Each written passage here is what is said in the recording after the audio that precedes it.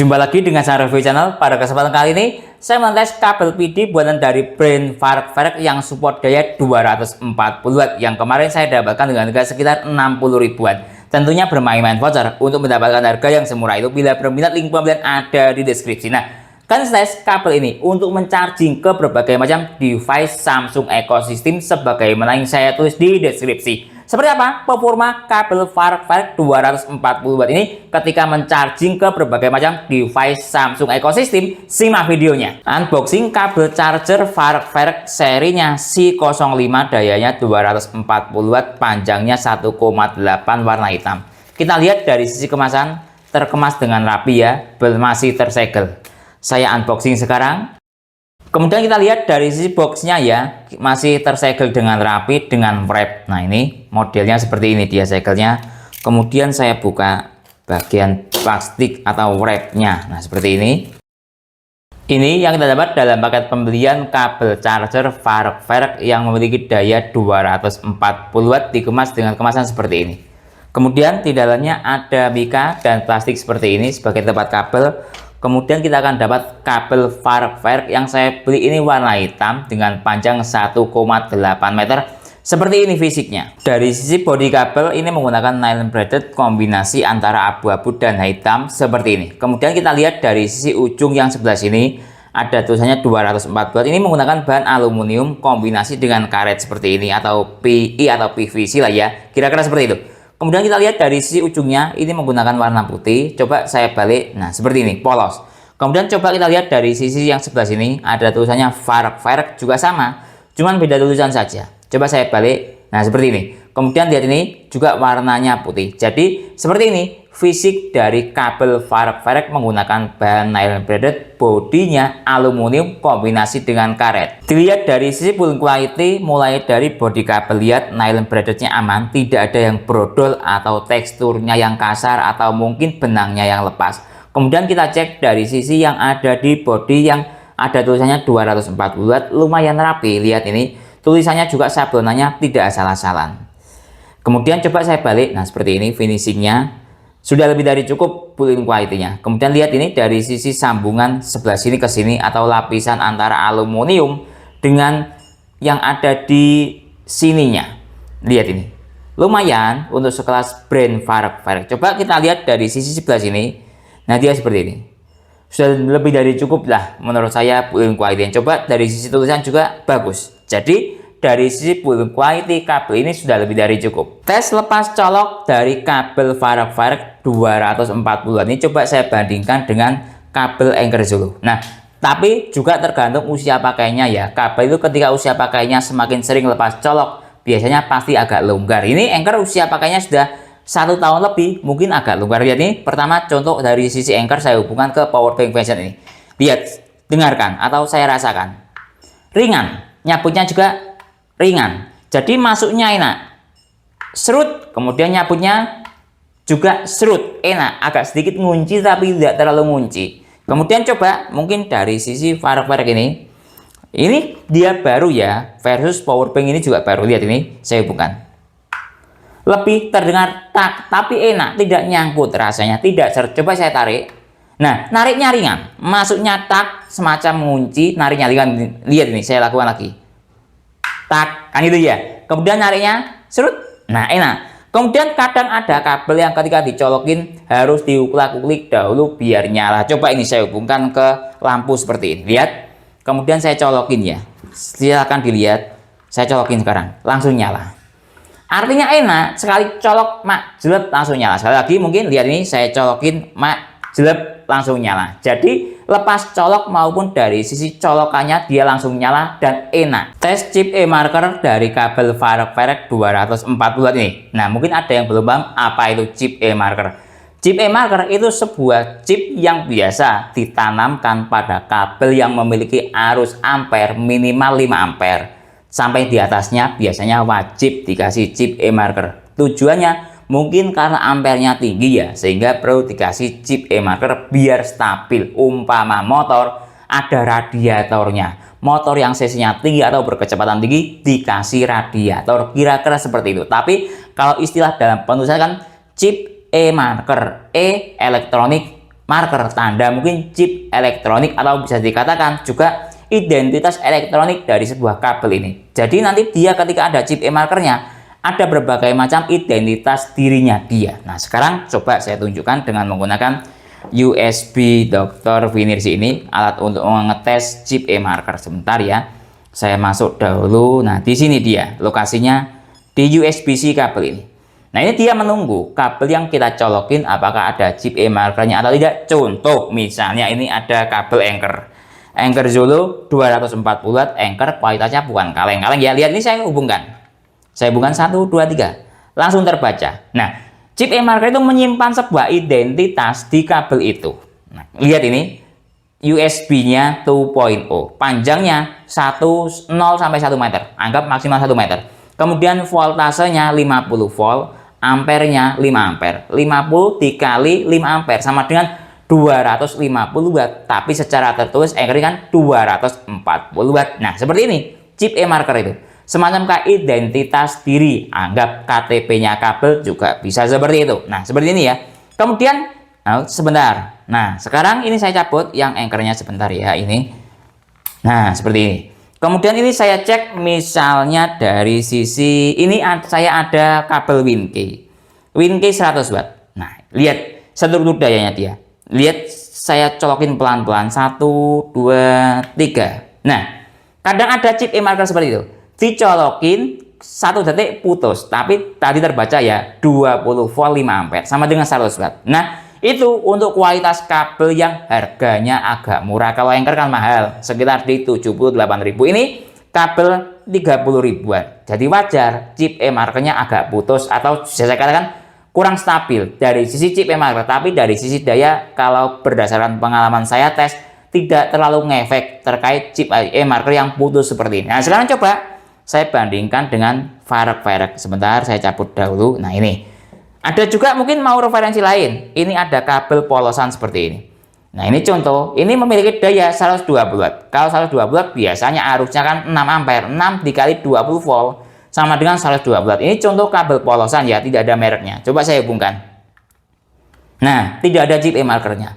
Artinya ini spesifikasinya tidak real 120 watt. Biasanya kabel yang tidak ada chip e-markernya itu ampernya 3 ampere. Ini biasanya kalau dihubungkan ke ponsel Xiaomi jalan di Mi Turbo Charging 33 watt. Nah, kira-kira seperti itu. Karena Mi Turbo Charging kan struktur dayanya 11 volt dikali 3 ampere sama dengan 33 watt. Verifikasi lebih lanjutnya seperti itu. Nah, sekarang saya colokin yang bagian Farek-nya. Lihat ini ya, sebentar. Ini yang bagian sini mungkin 240 watt. Lihat saya hubungkan 1 2 3. Ada dan tidak putus. Bagus. Nah, tapi lihat ini ada yang tidak real. Secara tulisan, lihat ini dia 240 watt. Nah, terlihat. Tapi identitas dirinya atau anggap EKTP-nya dia 20 volt 5 ampere sama dengan 100 watt kan dikalikan. Tapi secara tertulis 240 watt. Nah, saya lebih berpatokan pada hasil tes saya, bukan dari sisi tulisan ini. Ya, ini lihat 5 ampere 200 kali 20 volt sama dengan 100 watt ya. Nah, juga panjangnya. Nah, ini secara panjang 1,8 fisiknya terlihat. Terlihat ya. 1,8. Tapi ini kok tercatat 0 sampai 1 meter. Identitas diri anggap EKTP-nya agak tidak valid lah antara e-marker dengan fisik ya. Tapi ya emang adanya seperti ini. Mungkin chip e-markernya kurang bagus sehingga dia datanya kurang bagus, mungkin juga seperti itu. Lihat USB-nya 2.0 sudah rasional. Tapi ini coba nanti kita verifikasi lebih lanjut tentang ampernya dia. Ini 5 ampere dikali 20 volt sama dengan 100 watt. Sementara catatan kita menggunakan data yang ada di USB Dr. Winirsi ini. Kemudian coba kita verifikasi lebih lanjut apakah dia menggunakan daya 240 watt atau 100 watt berdasarkan USB-C e-marker. Ini contoh saya ada kabel Anker secara USB-C e-marker 240 watt. Kemudian coba saya PD trigger menggunakan adapter charger 140 watt. Nah, ini nanti akan ketahuan. Contoh Anker ya ini. Lihat ini saya PD trigger. Seharusnya ketika kabelnya 240 watt atau 250 watt, dia akan kepentok pada adapter chargernya. Lihat, dia langsung mencari daya mengikuti paling maksimal di adapter chargernya 140 watt. Nah, artinya ini sudah real. Anchor ini 240 watt atau 250 watt kabelnya dengan seluruh daya paling tinggi ya mengikuti seluruh daya adapter chargernya ini. 28 volt kali 5 ampere. Nah, kemudian kita lari ke yang ada di Fark. Sebentar, saya cabut dahulu ini. Nah, kemudian saya ganti kabelnya. Nanti akan ketahuan Fark ketika dia menggunakan seluruh daya 20 volt, dia akan kepentok ke 100 watt kan gitu. 20 volt kali 5 ampere sama dengan 100 watt karena kepentok di kabelnya. Coba ini. Sebentar, saya hubungkan dahulu Fark. Nah, lihat ini ya, 240 watt di sini. Sebentar, saya masuk dahulu. Jadi, saya melakukan pengetesan itu tidak hanya berfokus pada satu metode saja. Banyak metode untuk melakukan verifikasi. Hasil tes saya itu sangat jelas dan terang, lebih terang daripada cahaya. Lihat nih, masuk ke video trigger. Akan kelihatan nanti. Kita tunggu sebentar. Kita tunggu ya, lihat ini. Nah, 100 watt, 105. Nah, artinya kabel ini bukan 240 watt, tapi lihat ini, paling tinggi 20 volt 5 ampere sama dengan 105 watt atau biasanya ditulis umumnya kabel PD C2C yang 5 ampere 20 volt ya 100 watt. Cuman ini kadang seperti ini, tidak 100 watt bulat hasil dari PD. Jadi seperti ini, 105. Jadi saya simpulkan kabel ini menggunakan seluruh daya atau chip E-marker yaitu 5 ampere dikali 20 volt atau 5 ampere dikali 21 volt sama dengan 105 watt atau 100 watt. Uji resistensi kabel atau hambatan kabel atau energi yang terbuang. Kira-kira bahasanya seperti itu. Silakan teman-teman suka menggunakan bahasa yang mana, intinya kabel itu ada hambatannya. Ini coba saya ukur dalam satuan watt dengan adapter charger dari brand Anchor 140 watt ya. Ini coba saya gunakan untuk charging ke power bank Anchor yang memiliki input daya kurang lebih di 18 watt. Lihat ini saya hubungkan. Nah, ini untuk contoh uji Fark dahulu. Ini panjang kabelnya 1,8. Nah, lihat ini dia mulai loading.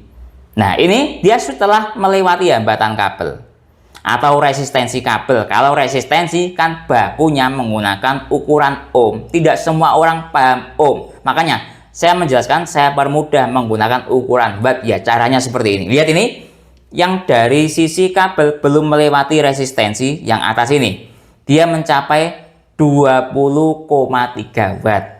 Paham? Kemudian di bawah ke sini atas, lihat ini, dia mencapai 18,2. Anggap mencapai energi yang terbuang atau resistensi sekitar 2 watt dengan panjang kabel sekitar 1,8. Kita catat. Kemudian coba saya bandingkan, saya ada kabel dari ini AUK. Panjangnya juga sama di 1,8, cuman kalau AUK yang saya punya ini ada digital display-nya. Sebentar ya, saya tata dahulu ini AUK. Ini cukup awet, usia pakainya 1 tahun lebih sampai sekarang masih berfungsi dengan baik. Lihat ini. Enak, AUK ya, bukan brand kaleng-kaleng lah ya. Sebentar saya hubungkan dahulu di sebelah yang ada di sini. Nah, seperti ini. Kemudian saya masuk ke yang sini. Nah, seperti ini mungkin tidak usah membahas digital display-nya. Langsung kita bahas masalah hambatan kabel atau energi yang terbuang atau resistensi. Lihat, saya hubungkan. Kita tunggu sebentar. Masih loading. Kemudian kita cek dari sisi sebelum melewati hambatan kabel atau sebelum melewati resistensi. Dia mencapai 20,3 watt. Lihat ini. Kemudian kita lihat dari sisi setelah melewati resistensi. Lihat ini. Dia mencapai 17,9 atau 18. Lihat ya, 18. Artinya resistensinya dia atau hambatan kabelnya dia kurang lebih juga di 2 watt atau lebih banyak. Ini sedikit yang AUK. Lebih bagus Fark. Nah, kenapa kok lebih bagus? Perkiraan saya atau lebih rendah Fark ya resistensinya. Perkiraan saya karena AUK ini ada digital display-nya. Oh, sudah jalan, lihat. Sudah stabil. Nah, kurang lebih sama ya. Tadi mencapai di 18,2. Terlihat? Nah, ini 20,3. Kalau menurut saya kurang lebih sama. Kalau mau kenapa kok lebih rendah ya, saya lanjutkan ini. Kenapa kok Fark itu resistensinya perkiraan bisa lebih rendah, kadang ada faktor karena AUG ini ada digital display-nya. Kadang digital display seperti ini juga mempengaruhi sebuah resistensi atau hambatan kabel. Karena kan melalui alat elektronik chip yang bermacam-macam sehingga lumayan bisa menghambat. Tapi kurang lebih sama antara Fark dengan AUG ini dalam tes di video ini. Jadi kualitas dari kabel Fark ini cukup bagus sekali, resistensinya atau hambatan kabelnya lumayan rendah. Tes Ripple kabel Fark coba saya bandingkan dengan menggunakan kabel AUG yang sama-sama memiliki panjang 1,8 meter. Pertama coba dari sisi AUG dahulu kira-kira. Nah sebentar, ini AUG yang ada digital display-nya ya. Nah kira-kira seperti ini. Kemudian dari sisi AUG sebentar, ini kabelnya agak, nah seperti ini kira-kira. Biar enak untuk dicolokin saya hubungkan. Lihat ini ya, saya menggunakan Vention 70 Watt super fast charging aktif. Kita tunggu sebentar sampai dayanya maksimal, kemudian kita cek dari sisi Ripple-nya. Ingat, pertama menggunakan AUG ini kabelnya, kemudian nanti yang kedua menggunakan Fark PPS yang aktif dengan seluruh daya 8,4 volt kali 1,7 sama dengan 15-16 watt. Lihat perbandingan digital display AUG versus Cozy. Beda ya, beda format, pasti lebih akurat kalau menurut saya, lebih real Cozy. Nah kembali ke sini, lihat secara Cozy dia mencapai 23 watt. Sekarang saya masuk ke menu Ripple, saya pause cara aja, menghasilkan nilai VPP 41 mV. Lihat 41 mV, kita catat 41 mV. Kemudian saya ganti dengan kabel Fark. Saya tata dahulu, saya hubungkan sekarang dengan menggunakan kabel Fark super fast charging aktif ya. Nah sekarang kita cek dari sisi USB Data Cozy. Ini masih negosiasi daya, lihat berubah menjadi PPS. Kita tunggu sebentar sampai daya maksimal baru kita cek Ripple-nya. Nah lihat ini, dia mulai berangsur-angsur naik dayanya yang aktif PPS 8, sekian volt kali 1,9 sama dengan 17, 18, 19. Sementara sampai di sini mungkin. Kemudian saya masuk ke menu Ripple dahulu. Lihat nilai Ripple-nya, saya pause cara acak, menghasilkan nilai VPP 44 mV. Kurang lebih sama lah ya dengan AUG. Kalau tidak saya pause, lihat ini pergerakannya. Nah 41, 45 ya kurang lebih sama kayak AUG. Coba kembali lagi ke sini, dayanya maksimal di 23 watt. Jadi cukup bagus kualitas Ripple atau daya maksimal dari kabel ini dengan device yang sama, setara dengan AUG. Tes ke ponsel Samsung Galaxy M11 adaptive fast charging 15 watt. Saya hubungkan dengan menggunakan adapter charger bahan ponsel. Karena ini kabelnya USB-C, jadi saya konverter menggunakan konverter unit seperti ini. Saya hubungkan sekarang. Lihat ini start dari baterai 6% tadi. Kemudian coba kita cek dari sisi tulisan, tidak ada. Saya tarik seperti ini saja, fast charging aktif. Start dari baterai 6%, biarkan ponselnya standby. Kita cek dari sisi USB Dr. Cozy FCP yang aktif dengan seluruh daya 8,5 volt kali 1,5 ampere sama dengan 13, sekian watt. Saya masuk ke menu Ripple. Saya pause cara acak, menghasilkan nilai VPP 179 mV. Jangan kaget, sudah menjadi kebiasaan adapter bawaan Samsung ini suka menghasilkan nilai Ripple tinggi. Perkiraan Ripple-nya tinggi penyebabnya karena dia menggunakan USB-A outputnya. Sekarang kembali lagi ke sini, dayanya stabil di 13,3 watt. Tes ke ponsel Samsung Galaxy M11 adaptive fast charging 15. Saya hubungkan lewat adapter charger brand merek pihak ketiga dari brand Anker.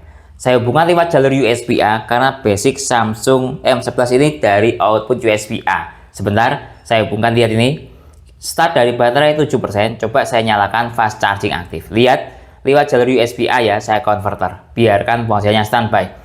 Kemudian kita cek dari sisi USB Dr. Cozy FCP yang aktif dengan seluruh daya 8,8 volt kali 1,5 ampere sama dengan 13,3 watt. Saya masuk ke menu Ripple, saya pause cara acak, menghasilkan nilai VPP 106 mV, lebih rendah menggunakan Anker ya nilai VPP-nya dibandingkan dengan menggunakan adapter charger bahan ponsel. Coba kembali lagi ke sini, dayanya stabil di 13,3 watt. Tes ke ponsel Samsung Galaxy A05 super fast charging Samsung 25 watt. Saya hubungkan dengan menggunakan adapter charger bawaan ponsel. Lihat ini sudah saya hubungkan, start dari baterai 1%. Super fast charging aktif, biarkan ponselnya standby. Sekarang kita cek dari sisi USB Dr. Cozy PPS yang aktif. Dengan seluruh daya masih negosiasi daya ya. Karena ini outputnya USB-C, jadi tidak usah pakai konverter segera. Ini enaknya kalau kita menggunakan Samsung ya. Sekarang kembali lagi, nah lihat dia putus sebentar, mungkin ada yang kurang. Nah lihat ya, ini adapter chargernya jarang saya pakai sehingga kotor, sehingga ya seperti ini, super fast charging aktif. Kembali lagi ke sini, sekarang kita cek dari sisi sini. Kita tunggu sebentar sampai dayanya maksimal. Lihat ini, dia sudah mencapai daya di atas 15 watt PPS yang aktif dengan seluruh daya 8,4 volt kali 2 ampere. Coba saya masuk dahulu ke menu Ripple. Saya pause cara acak, menghasilkan nilai VPP 64 mV. Coba kembali lagi ke sini, dayanya ternyata maksimal di 17 atau lihat ini 18 watt ya, sudah rasional super fast charging 20 watt aktif. Tes ke ponsel Samsung Galaxy A05 super fast charging Samsung 25 watt saya hubungkan dengan adapter charger brand pihak ketiga dari Anker. Start dari baterai 7%, super fast charging aktif. Biarkan ponselnya standby.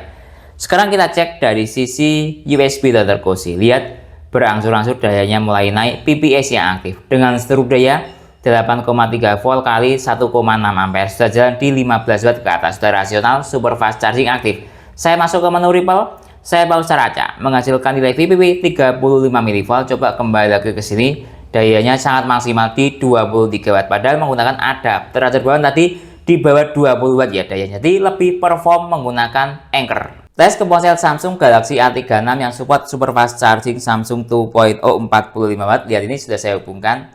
Start dari baterai 4%, super fast charging Samsung 2.0 aktif. Biarkan ponselnya standby. Kita cek dari sisi yang ada di USB Dr. Cozy PPS yang aktif dengan seluruh daya 9,1 volt kali 4,2 ampere sama dengan 38 watt. Saya masuk ke menu Ripple, saya pause cara acak, menghasilkan nilai VPP 16 mV.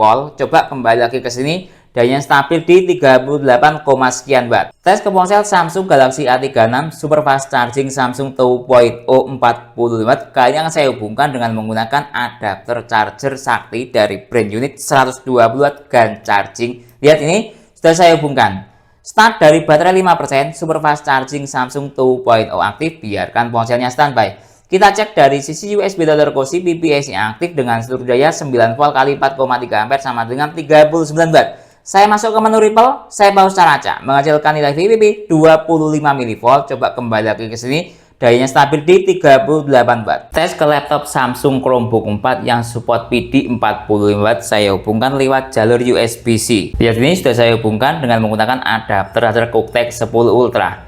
Kita cek dari sisi USB Dr. Cozy PD 3.0 yang aktif dengan seluruh daya 14,5 volt kali 2,3 ampere sama dengan 33, sekian watt. Ini masih negosiasi daya. Lihat, daya stabilnya di 27-28 watt. Segini daya stabilnya dia. Rata-rata segini. Kemudian coba saya masuk ke menu Ripple. Saya pause cara acak. Menghasilkan nilai VPP 85 mV. Tes speed charging. Kali ini akan saya gunakan untuk charging ke ponsel Samsung Galaxy A36 yang support super fast charging Samsung 2.0 45 watt. Kita cek dahulu dari sisi sistem charging yang ada pada baterai ponsel ini. Nanti start dari baterai 4%, secara mAh 300 mAh, tingkat kesehatan baterai good, jenis baterai Li-ion, kapasitas maksimalnya 5000 mAh. Saya hubungkan sekarang. Lihat ini sudah saya hubungkan, start dari baterai 7%. Timernya saya nyalakan sekarang karena yang saya kejar adalah speed chargingnya. Jadi saya buat mode ponsel mati. Lihat ini ya, saya matikan ponselnya. Dalam detik ke 38 detik sudah terisi 8%. Nanti saya kontrol dayanya lewat stop kontak ini. Pertama kali colok dayanya di 44 watt. Selanjutnya kita tunggu sampai 60 menit. Kalau ke ponsel Samsung ini mampu mengisi berapa persen? 38 menit telah berlalu. Kita cek dari sisi ponselnya. Maaf agak telat sedikit, habis makan nasi rendang. Tapi bukan dari program MBG. Lihat ini, saya nyalakan. Sudah terisi 77% dalam waktu 38 menit. Nah ini sebuah speednya Samsung super fast charging 2.0 45 watt. Sekarang kita cek dari sisi stop kontak, tersisa daya 16 watt, 15 watt. Pertama kali colok di sekitar tadi 40 wattan ya. Nah sekarang coba saya cek dari sisi temperatur dengan menggunakan termogan. Sebentar saya ambilkan termogan. Lihat ini, dari sisi adapter charger mungkin 41 derajat Celcius, hangat-hangat nasi rendang MPG. Kira-kira seperti itu ya, lihat ini. 40, 39, nah aman. Sekarang kita cek dari sisi temperatur ponselnya. Ini juga hangat-hangat, teh hangat kira-kira. Nah, cuma 33, dingin. Ini yang saya suka dari manajemen temperatur ponsel Samsung. Cenderung dingin. Sekarang coba mungkin dari sisi chip e-marker kabelnya. Saya buat seperti ini ya tesnya. Saya tempelkan, lihat ini. Nah, seperti ini kira-kira. Sudah nyala, lihat. Nah, kira-kira sudah ya. Nah, 31, dingin bahkan ya. Selanjutnya, kita tunggu sampai 60 menit. Mampu mengisi berapa persen? 60 menit telah berlalu, kita cek ponselnya. Nah, ini ya, terisi 93%. Tadi start sekitar dari baterai 6-7%. Cukup bagus sekali.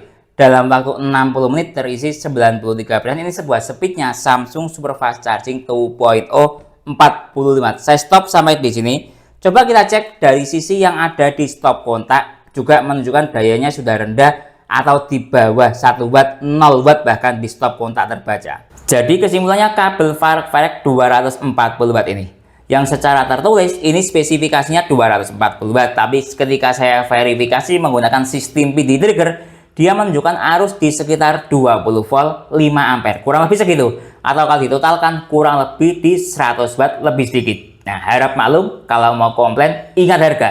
Kemudian dari sisi kemampuan fast charging ke Samsung device ekosistem tidak ada masalah. Sudah saya tes mulai dari ke ponsel Samsung 15 watt fast charging aktif, naik ke ponsel Samsung 25 watt super fast charging aktif, naik ke ponsel Samsung super fast charging 40 watt dia juga aktif. Super fast charging Samsung 2.0 nya naik juga saya gunakan untuk charging ke laptop Samsung Chromebook 4 dia juga bisa. Walaupun dia kemampuannya secara laptop PD 40 watt berdasarkan adapter bahan, kita menggunakan kabel ini dia stabil di daya sekitar 27-28 watt, cukup bagus sekali.